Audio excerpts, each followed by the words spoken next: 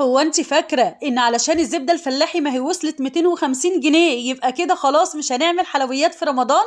لا، ده بأمر الله معايا هتعملي كل حاجة. عايزة اقولك بقى ان انا عاملة لك النهاردة 3 كيلو سمنة فلاحي اصلي مرملة، ريحتها وانا بسيحها جابت اخر الشارع ب90 جنيه بس.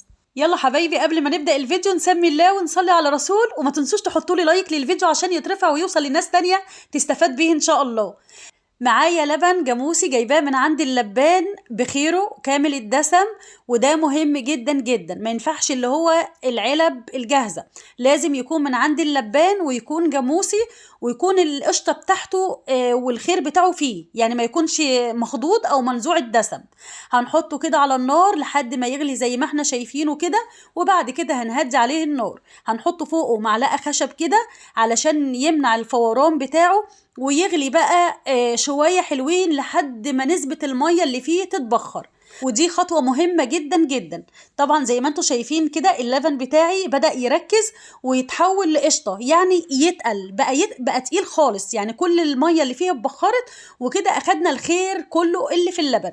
في المرحلة دي بقى هننزل بالسمنة بتاعتنا، سمن نباتي عادي، اي شركة او اي نوع انت بتحبيه او بتستعمليه هتستخدميه في الوصفة دي.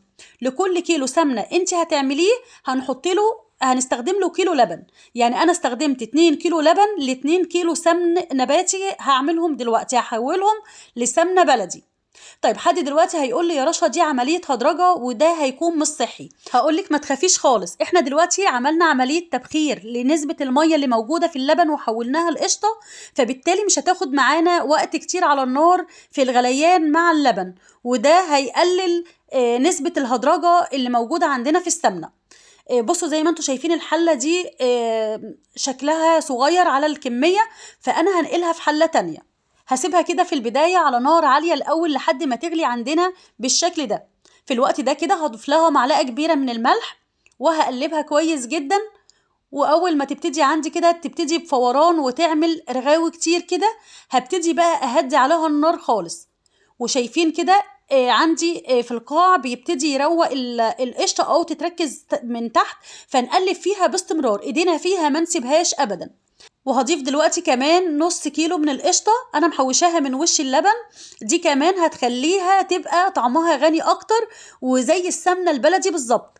هنضيف كمان معلقة كبيرة مليانة من البرغل المغسول ومنقوع حوالي 3 ساعات كده ومتصفي كويس. حد هيسأل دلوقتي طب ايه فايدة البرغل يا رشا اللي انت حطتيه؟ هقولك ان فايدة البرغل ده اول حاجة ان هو هيمتصلي الريحة بتاعت السمنة النباتي، مش هتبقى موجودة خالص.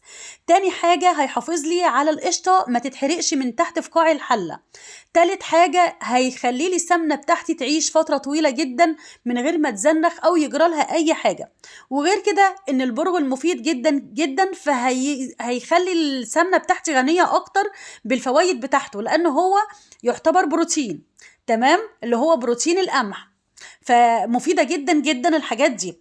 هنقلب فيها باستمرار زي ما انا قلت لكم، ايدينا في السمنه بتاعتنا لحد ما تبتدي القشطه او اللبن يتحول سمنه زي ما انتم شايفين كله كده يبقى سمنه، والمرته هتبقى في القاع ويبقى لونها ذهبي كده.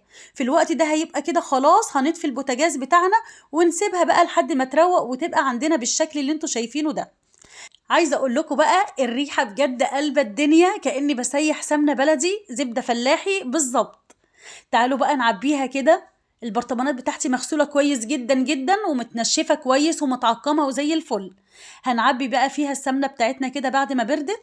طيب لو قلتلكوا ان هي ريحتها وطعمها احلى من السمنة البلدي اللي انا جبتها قبل كده وسيحتها، هتصدقوني؟ والله العظيم ريحتها قلب الدنيا، يعني عايزه اقول لكم اللي جاي من اخر الشارع كان يشم الريحه. وعايزه اقول لكم كمان لو انتوا هتحطوا السمنه صفرة فهتبقى لونها اصفر، لو هتحطوها بيضه هتبقى لونها ابيض. كمان المرته دي هتنفعنا بقى في عمل البيض للسحور وهتنفعنا كمان. عايزه اقول لكم ان انا هعمل منها المش اللي انتوا طلبتوه مني اللي هو بتاع السوبر ماركت، المش السريع او المش اللي هو بيخزن فيه الجبنه برضو، فهتنفع وهتبقى حلوه جدا جدا. يا ريت بقى تعملوا لايك للفيديو، وعايزه اقول لكم جربوها والله العظيم طعمها حلو جدا جدا، واوعوا تخافوا وتقولوا ان هي مش صحيه. عايزه اقول لك ان هي احلى من سمن الشيراتون والسمن البقره الحلوب اللي احنا بنجيبها من السوبر ماركت بالشيء الفلاني ومش عارفين مصدرها ايه. جربوها ومش هتندموا وهتدعوا لي.